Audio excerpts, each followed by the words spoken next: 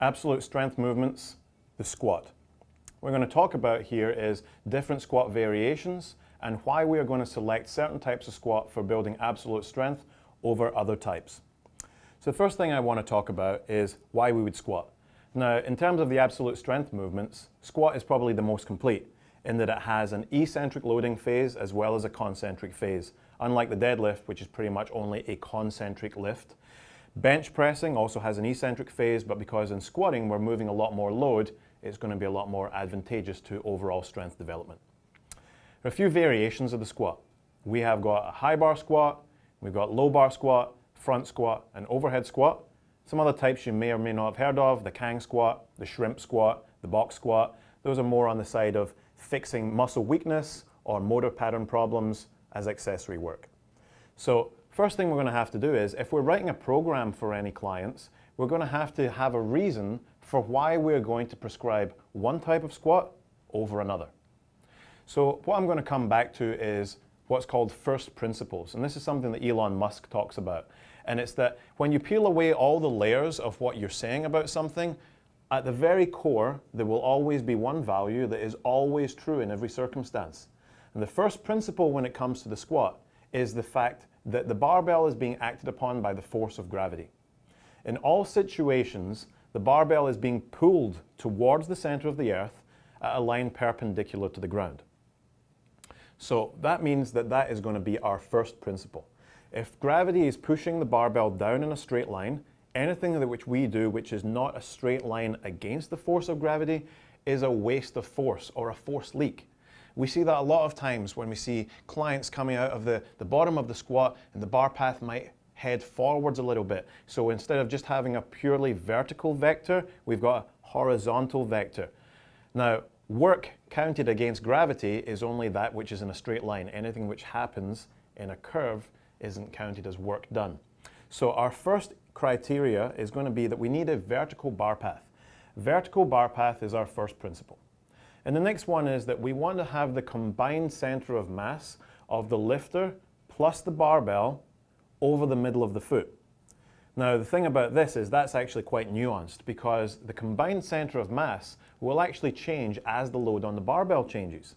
So when we have maybe just a 45-pound bar on your back or 20 kilos, and we've got that on our back there, the center of mass is really just above my hips, about 4 inches above the hip.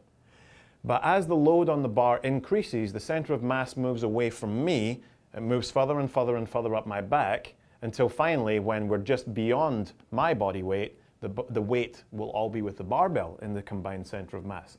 So combined center of mass will always be over mid-foot, but as load on the barbell changes, that's also going to change slightly in terms of how you're going to have to squat to maintain that position.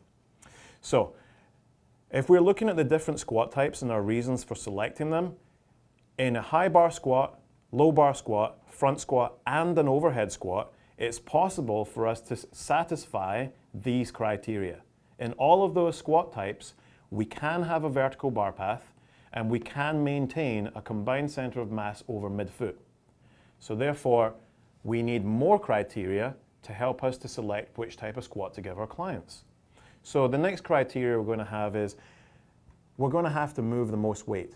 So this course is called Programming Strength. And we've already determined that strength is the application of force against an external resistance. So if we want to get stronger, it's a given, we have to exert the most force. Submaximal force or minimal force against an object is not going to get us as strong as exerting a larger amount of force. So our next criteria is most weight must be moved. And in the overhead squat and the front squat, we simply cannot move as much weight as we can in the back squat, both variations, the high bar and the low bar. So immediately, because of that, we're going to discount those two squats, and now we're left with high bar and low bar. Second one is we want to use the most muscles. Again, we're talking about getting stronger. I'll give an example. You go to the gym and you get yourself on a leg extension machine. No matter how much load you're putting on that leg extension machine, the barbell squat will always make you stronger, because leg extension is only using extensor muscles. Okay, so we're only focusing on quadriceps, whereas in the squat, we've got quads, hamstrings, adductors, glutes, And also you've got the fact that you're being compressed by the load, which we'll come to talk about in a second. So the torso itself is under compression and is having to provide some resistance.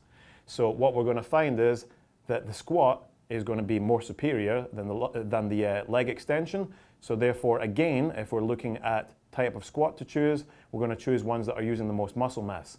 That's why we're going to say that in this situation, a low bar may be more superior for some athletes.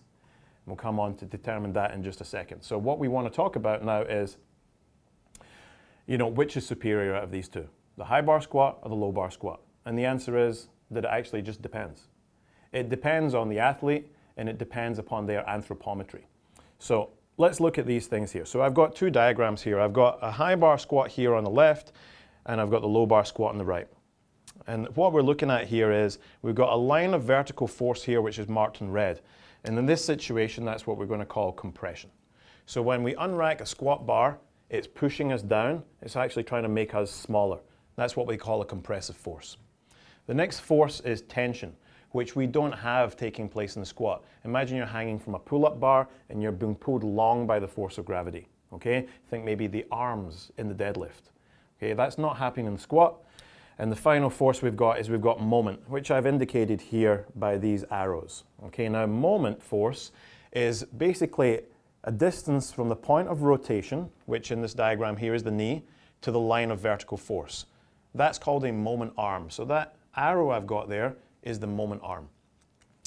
And in the moment arm in the high bar squat is predominantly in front of the line of vertical force. And you can see, therefore, that most of that is along the quadricep. In the low bar squat, you can see that the moment arm is behind the line of vertical force. So which one of these are going to be more superior for strength building? Well, the data shows us that actually in what we call electromyographical studies, EM studies, that actually quadricep and hamstring activity in both types of squat is remarkably similar. So whether or not one is superior over the other is going to be depending on the anthropometry of your client and your goal. So what we've got as our goals here, we've run through the essential motor patterns for strength, and one of them was hinging. It's our experience that in terms of movement gaps that people have, hinging is a big problem. It's a lack of a gross motor pattern that's come about by people having really sedentary jobs and lives, sitting down all day. And it tends to be now that they are a lot more knee dominant when they come to bend over and pick things up. They're kind of leading with their knees rather than flexing and going back at the hip. So we're choosing the low bar squat for the reason that it's going to reinforce and strengthen the hinge pattern and give us a stronger posterior chain and therefore a greater hip extension. Hip extension is the center of athletic power and expression. If you're bending your knees only to express power, then there's a problem. And it can be done because of something which is called Lombards Paradox. Lombards Paradox is an anatomical paradox in muscle contraction which only occurs in human beings. And basically it only occurs in the legs. And that basically we've got antagonistic pairings. So for example, my bicep, my tricep. Okay, so my tricep is going to extend my elbow, my bicep is going to flex. In the legs, it doesn't work that way. When the knees flex, then both the hamstrings and the quadriceps are working. This is unique to humans and unique to the leg. So, this kind of one type of squat being quad dominant and another being hamstring dominant, the science tells us that this doesn't bear true. So if we're wanting to choose one of these, saying that one's more quad dominant and one's more hamstring dominant wouldn't be a factor that we consider. We're just going to look into anthropometry. So when it comes down to assessment and you're watching your clients actually squat, if you're finding this kind of scenario where it looks like a building being demolished, where they're just collapsing down on a straight line, we don't see any hinging back with the hip, and we don't see any hip abduction or external rotation of the femur as we're calling it, then we're going to get that client and we're going to teach them the low bar squat. Because we need to reinforce the essential motor patterns for strength, not reinforce motor patterns which we may consider to be sport specific. Tends to be the people we would find and the clients we would maybe prescribe the high bar squat to would be those that are looking to excel in the sport of weightlifting. It's going to be a movement that we're going to see in there that they're going to do in addition to the front squat, because weightlifters want to try and overload that position and get stronger with an upright torso pattern. That's not really our primary concern. Our primary concern is fixing movement gaps, and in this case, it's going to be reinforcing and strengthening the hinge pattern and hip extension.